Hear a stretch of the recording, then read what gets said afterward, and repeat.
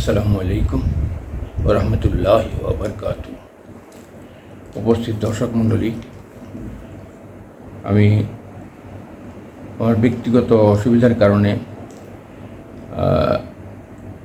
দুই এক সপ্তাহ আমরা ডক্টর মিজানুর রহমান আজহারী সাহেবের এক নজরে কোরআন পাঠ আপনাদেরকে করে শোনাতে পারিনি। এই জন্য আমি আন্তরিকভাবে দুঃখিত। আজ আবার আসলাম আমাদের 15তম পর্বে। গত পর্বে আমরা 14 পর্বে আমরা সূরা হুদ সম্বন্ধে আপনাদেরকে সূরা হুদ সম্পর্কে শুনিয়েছি। আজ শোনাব সূরা ইউসুফ সম্পর্কে। দর্শক মণ্ডলী, আমি আশা করি আপনারা সবাই আল্লাহর রহমতে সুস্থ এবং ভালো আছেন।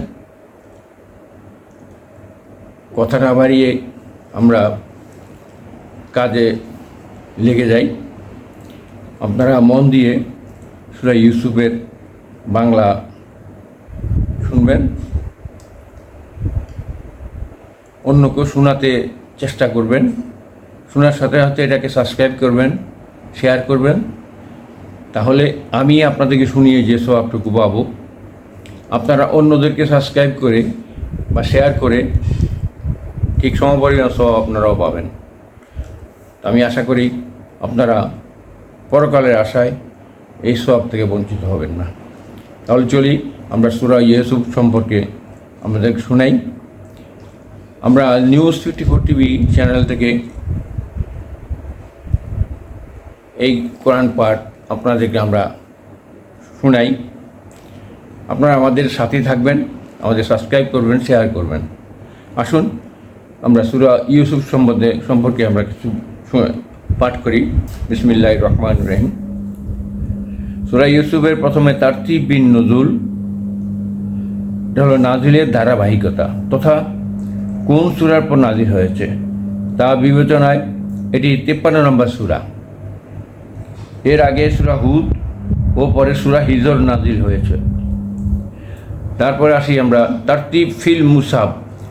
বর্তমান কোরআন মজিদের বিন্যাস অনুযায়ী এটি 12তম সূরা। এর আগে আছে সূরা হুদ ও পরে আছে সূরা রাদ। আসি আমরা এখন, এটা হলো মাক্কি যুগের শেষ বছরে নাজিল হয়েছে। এক নজরে ইউসুফ, সূরা ইউসুফ হলো সূরা নাম্বার 12, আয়াত হলো 111। এটা হলো মক্কাতে নাজিল হয়েছে, মাক্কি।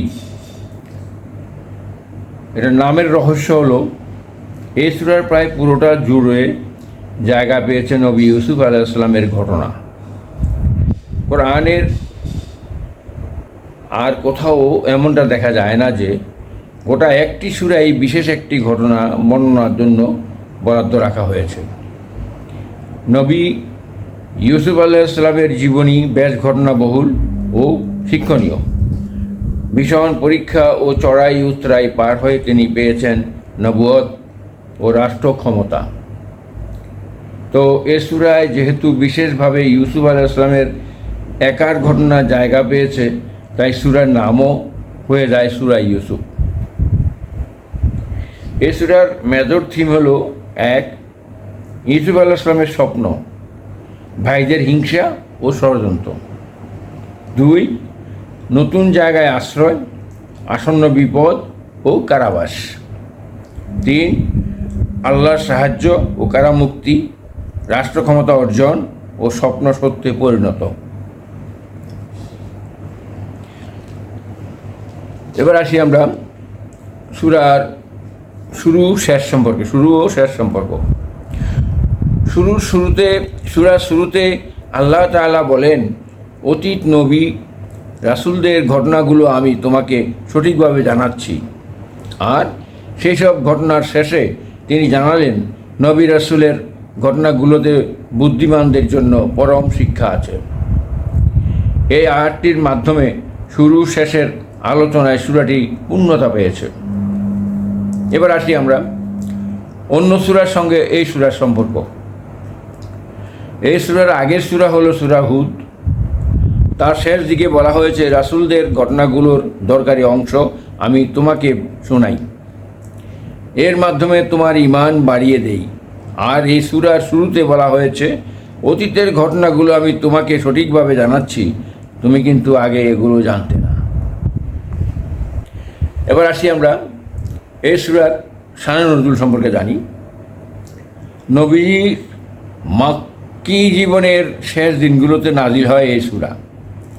ততদিনে মক্কার মুশরিকরা ওদের ষড়যন্ত্র অনেকটাই পাকাপাকি করে ফেলেছে যে নবীজিকে ওরা হত্যা করবে অথবা দেশ ছাড়া করবে, আর না হয় জেলে বন্দি করে রাখবে।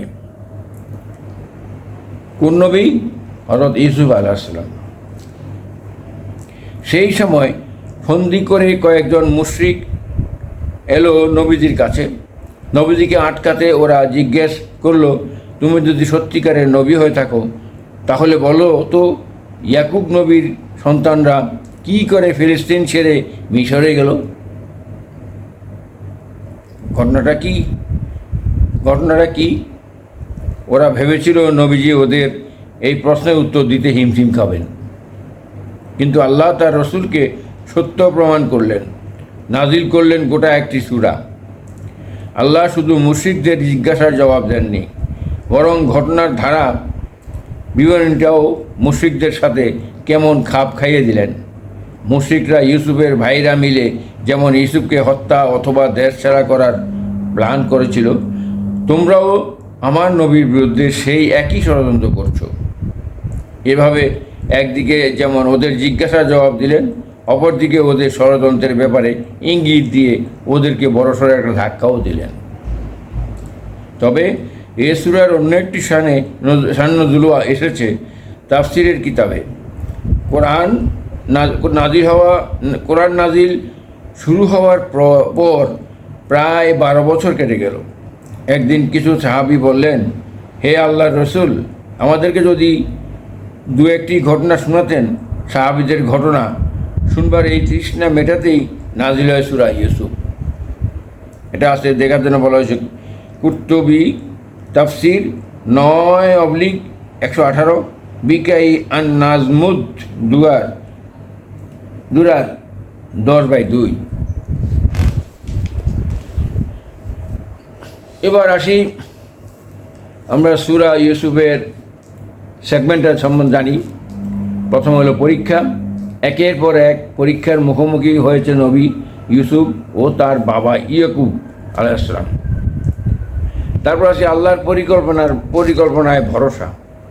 প্রতিবার তারা নিজেদের সান্ত্বনা দিয়েছেন এই বলে, নিশ্চয় আল্লাহর পরিকল্পনা সর্বোত্তম। তারপর আসি সম্মান ও মুক্তি। আল্লাহর উপর পুরোপুরি ভরসা রাখায় আল্লাহ তাদেরকে সম্মানিত করেছেন। এরপর আসি আমরা এর ফজিলত। একবার এক লোক এলো নবীজির কাছে, এসে বলল, হে আল্লাহর রসুল, আমাকে কোরআন পড়িয়ে দিন। নবীজি তখন তাকে বললেন, যে সূরাগুলোর শুরুতে আলিফ লাম রা আছে সেগুলোর থেকে 3টা পড়ো। আবু দাউদ 1399, ইবনু হিব্বান 6188 সহি। তো সেরকম একটি সূরাই হলো সূরা ইউসুফ। এটি একটি পরিপূর্ণ তথা কম্প্রিহেনসিভ সূরা। এতে একদিকে যেমন আল্লাহর উপর পুরোপুরি ভরসা করার নানান উদাহরণ উঠে এসেছে, অপরদিকে এতে আছে তাওহীদ তথা অসংখ্য রবের গোলামি বাদ দিয়ে এক আল্লাহর গোলামি করার ঘোষণা। এরপর আসি কজ অ্যান্ড ইফেক্ট এ সূরার। প্রথমত, যে কোনো আপদ বিপদে যদি কোনো অনুযোগ ছাড়া উত্তমভাবে ধৈর্য ধরা যায়, এটা হলো যে কোনো আপদ বিপদে যদি কোনো অনুযোগ ছাড়া উত্তমভাবে ধৈর্য ধরা যায়। দ্বিতীয়, তবে আশা করা যায় আল্লাহ সম্মানের সাথে বিপদ থেকে উদ্ধার হওয়ার রাস্তা করে দেবেন।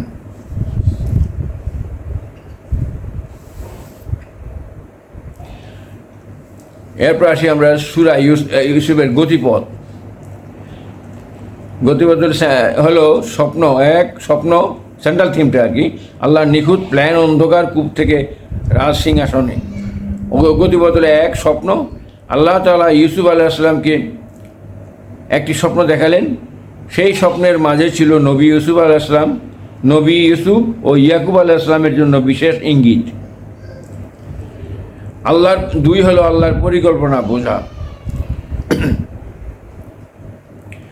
প্রত্যেকটি কঠিন পরীক্ষায় তিনি ধৈর্য ধরেছিলেন,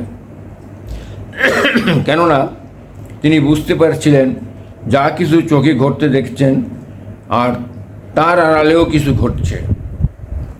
3, ক্ষমার মাহাত্ম্য। আল্লাহর পরিকল্পনায় ভরসা রাখবার একটা আলামত হলো প্রতিশোধ নেওয়ার সুযোগ থাকা সত্ত্বেও ক্ষমা করে দেওয়া। 4, সময় বা টাইমিং।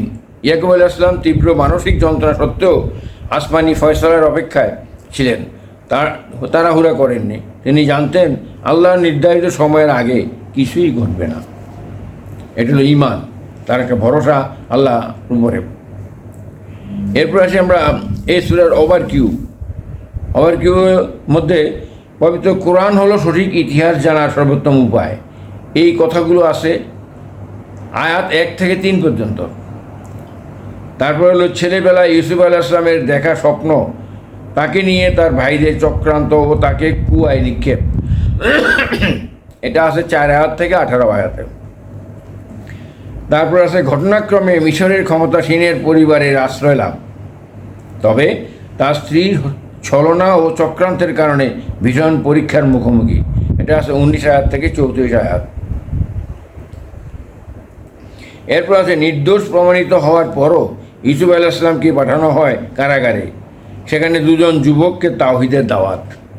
এই ব্যাপারে আসেন 35 আয়াত থেকে 42 আয়াতের মধ্যে।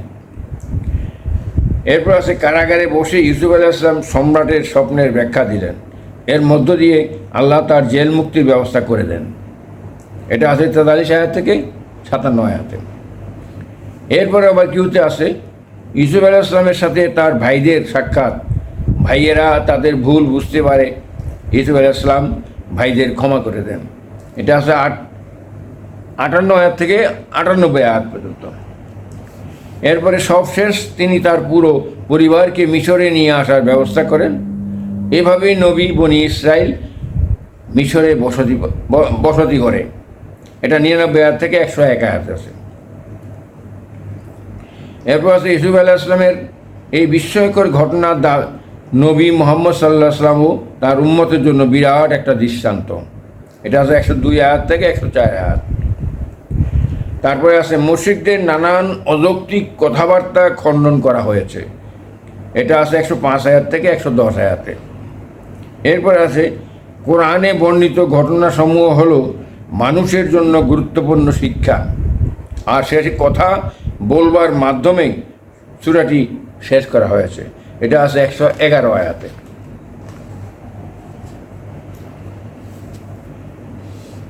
এরপর আসি আমরা এই সূরার কেস স্টাডি সম্বন্ধে। ইউসুফ আলাইহিসসালামের ভাইদের মনে হলো বাবা তাদের ছোট ভাই ইউসুফকে বেশি আদর করেন। তাছাড়া ইউসুফ আলাইহিসসালাম মার্জিত চরিত্রের অধিকারী ও পরিপাটি ছিলেন। এসব দেখে অন্য ভাইদের খুব হিংসে হতো। তারা সিদ্ধান্ত নিল ইউসুফকে হত্যা করবে অথবা কুয়ায় ফেলে দেবে। চিন্তা করুন, নিজের ভাইকে হত্যার ষড়যন্ত্র। তার মানে হিংসা মানুষকে অনেক নিচে নামিয়ে আনে, ভালো মন্দের বুঝ নষ্ট করে দেয়। তাই হিংসা থেকে দূরে থাকুন। একটি সমাজ আগাগোড়া ধ্বংস করার জন্য আর কিছু দরকার নেই, কয়েক ফোঁটা হিংসার বিষয়ই যথেষ্ট। এটা দেখতে বলছে আবু দাউদ 4903 ও তিরমিজি 2376। এবার এসে আমরা রিফ্লেকশন বা তাদাব্বুর। ইউসুফ আলাইহিসসালামের ঠাঁই হলো মিশরের রাজপ্রাসাদে। বছর কয়েক যেতেই তার প্রতি আসক্ত হয়ে পড়ল মিশরের ক্ষমতাধর ব্যক্তির স্ত্রী। তাকে প্রলুব্ধ করার জন্য একের পর এক অপচেষ্টা চালাতে লাগলো। ইউসুফ আলাইহিসসালাম কিন্তু এই মহিলার খপ্পর থেকে বাঁচার জন্য প্রাণপণ চেষ্টা করলেন। শেষে আল্লাহর করুণায় বেঁচেও গেলেন। এই ঘটনা থেকে আমরা ইঙ্গিত পাই, চাহিদার সামনে নিজেকে সঁপে দেওয়া মোটেও মুমিনদের বৈশিষ্ট্য নয়। মুমিনরা আল্লাহর ভয়ে নিজের কামনা বাসনা দমিয়ে রাখে। আর এই উত্তম চরিত্রের কারণেই ইউসুফ আলাইহিস সালাম গোটা একটি জাতির উপর শ্রেষ্ঠত্ব পেয়েছিলেন। তার সম্মানও অনেক অনেক গুণ বেড়ে গিয়েছিল। কাজেই মুসলিমরা যদি বিজয়ের স্বপ্ন দেখে তবে তাদেরকেও প্রতিনিয়ত চারিত্রিক পরিশুদ্ধতা অর্জনের চেষ্টা করে যেতে হবে। এই ব্যাপারে দেখতে বলা হয়েছে বুখারী শরীফের 660 এবং 1423, আর আহমদ আল মুসনাদে দেখতে বলা হয়েছে 8952। এরপর আসি, কোরআন কোনো সাধারণ বই নয়। কোরআন তার পাঠকদের সাথে কথা বলে, কখনো কাঁদায়, কখনো ভাবায় ভীষণভাবে। এটি ইতিহাসের বিশুদ্ধতম দলিল। তবে এর ইতিহাস যেনতন ইতিহাস নয়, বরং প্রতিটি বাক্যের পরতে পরতে আছে শিক্ষা। এই গোটা সূরাতে আল্লাহ তুলে ধরলেন নবী ইউসুফ আলাইহিস সালামের ইতিহাস, তবে এমনভাবে তুলে ধরলেন যাতে কোথাও অস্পষ্টতা না থাকে, বরং পাঠকের থেকে খুঁজে পায় চমৎকার নৈতিক শিক্ষা। আবার এখানে এত বেশি গল্প করা হলো না যাতে পাঠকের মনোযোগে ঘাটতি আসে বা পরে সে ভুলে যায়। কোরআনের স্টাইলই এটা। এখানে অযথা ইনফরমেশনের ভিড় থাকে না, আবার মূল মেসেজটা পৌঁছবার ক্ষেত্রেও কোনো জটিলতা তৈরি হয় না। কোরআনের এই স্টাইলটা আমাদের জন্য রপ্ত করা জরুরি, বিশেষ করে যারা ইতিহাস নিয়ে রাত দিন কাটান। এবার দেখতে বলা হয়েছে তিরমিজি শরীফের 2906। দর্শক মণ্ডলী, আমরা সূরা ইউসুফ সম্বন্ধে আপনাদের কাছে আমরা পাঠ করে শোনালাম। আপনারা আশা করি শুনেছেন, প্রয়োজনে আবার শুনবেন এবং অন্যদেরকে শেয়ার করবেন। আমাদের মতো সমপরিমাণ সওয়াব আপনারা অর্জন করবেন। আমরা দুনিয়াতে যা কিছু করি সেটা নিজের জন্য এবং পরকালের জন্য। আমরা এই কোরআনটাই হলো আমাদের পরকালের সম্পদ। এটার থেকে যা সওয়াব অর্জন করতে পারি এটাই আমাদের পরকালের সম্পদ থাকবে। আমরা মরে গেলে কিছুই যাবে না, শুধু কোরআন এবং আমল আখলাক এগুলোই যাবে। আমি আশা করি আপনারা আমার এই কোরআনের পাঠকে, এক নজরে কোরআন পাঠকে নিজে শুনে অন্যকে শোনার সুযোগ করে দেবেন। সবাই ভালো থাকুন, সুস্থ থাকুন। আসসালামু আলাইকুম রহমতুল্লাহি ওয়া বারাকাতুহু। আপনারা আমাদের নিউজ 24 টিভি চ্যানেলের সাথেই থাকুন।